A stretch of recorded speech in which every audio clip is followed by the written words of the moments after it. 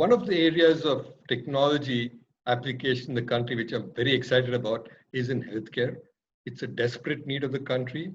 Our indicators in health are dismal. They're way behind many of our comparable countries, even our neighbors. If you think that there's a cultural aspect to it, even Bangladesh and Sri Lanka are ahead of us. Sri Lanka far ahead, so is Bangladesh. And in some aspects, even Pakistan is ahead of us. I say Pakistan because we always look at them as a country that's sort of behind and backward compared to us. And this is sad. But to me, what is exciting now is the technological possibilities across the board, right from diagnosis, where there are new, cheaper methods of diagnosing, to treatment, to sophisticated forms of drug creation, which are happening. And now, of late, in some sense, part to COVID, a lot of teleconsultation, telemedicine that's beginning to happen. So these are very, very exciting possibilities.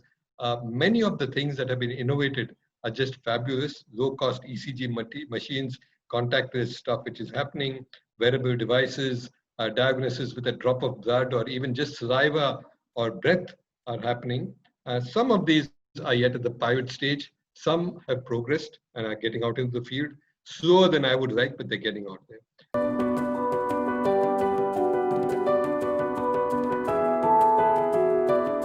But there is also a concern, in this excitement. One concern has to do with our health setup and the resulting infrastructure. We've always given this priority, which is very low. There's a lot of lip service, but if you look at the allocations for healthcare in the government budgets, and I say budgets by choice because it's not just the central government, many states also neglect this, and they're very low. We keep talking of 3% of the GDP for healthcare, and we are yet not even at 2%, not even 2%, and that's counting everything possible. But it's not just resources. So things like primary health centers, a very good idea, started decades ago, taking health really into the villages, are neglected. The number of doctors are small. There are lots of vacancies in both doctors and paramedical staff. Even where there are doctors, there's absenteeism, they're not very motivated, the incentive system is perverse, medicines are often not there. So, you have a whole host of administrative, bureaucratic hassles which need to be taken care of from the point of view of management and structures and looking at what we need to do there. But there are also other factors which are worrisome looking ahead. And now, let me look very far ahead. Technology, as I said, is at the cutting edge, making a lot of change. A lot of it can and is slowly being translated down to grassroots to help everybody. But there are some technologies that will stay elitist, and in our system, unless we correct it, will cause serious problems. These are technologies that help people live better, live longer, and lead a healthier life, not just live longer, but a healthier, fuller life. But these are expensive technologies sometimes. Innovations are trying to bring the cost down, but they're expensive. But what will happen if these technologies stay where they are at the cost levels and become something which the market drives? You'll have a lot of, very well-off people, wealthy people who live a full and long life. And you have a lot of people who don't get even the basics.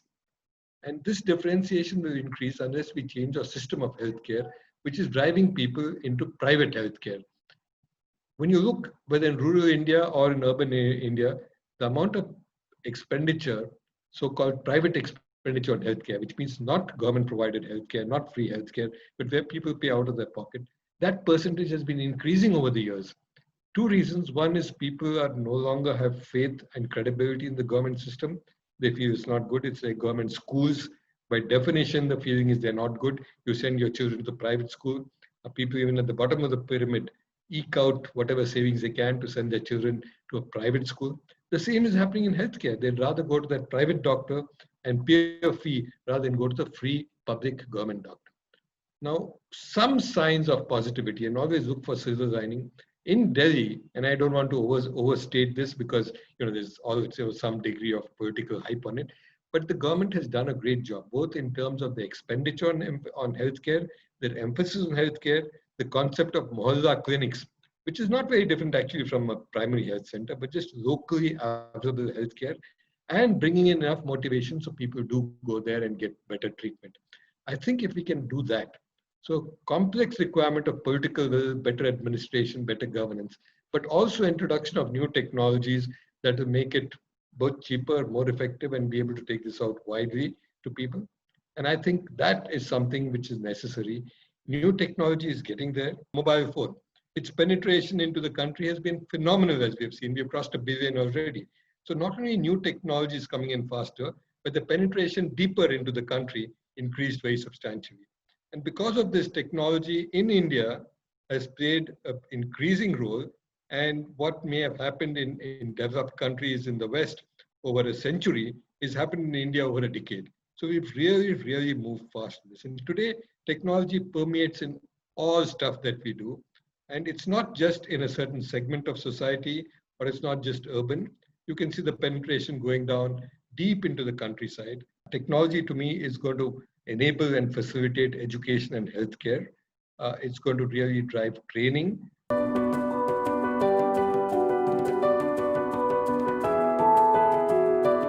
So I am very excited about the role technology can and will play.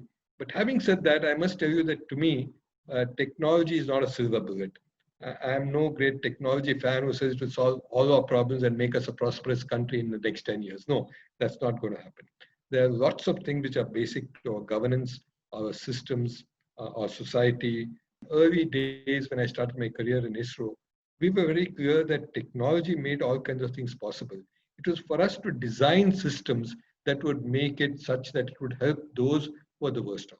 And I'm delighted that a lot of young people who are creating startups and have great entrepreneurial ideas are looking at healthcare, not just looking at what they can deliver and how they can copy and Ola, Amazon, or some outside model, but trying to see what they can do here and for people here. And that's, I think, creating a lot of buzz and excitement, which may take a few years, but we're going to get there. So I'm an optimist on what technology can do for healthcare, but there are concerns about the elitism that comes from a very system which is skewed towards saying private healthcare. I think we must have healthcare and basic education as government supplied goods free for everybody. And I think unless we head there, we will have problems with new technologies too.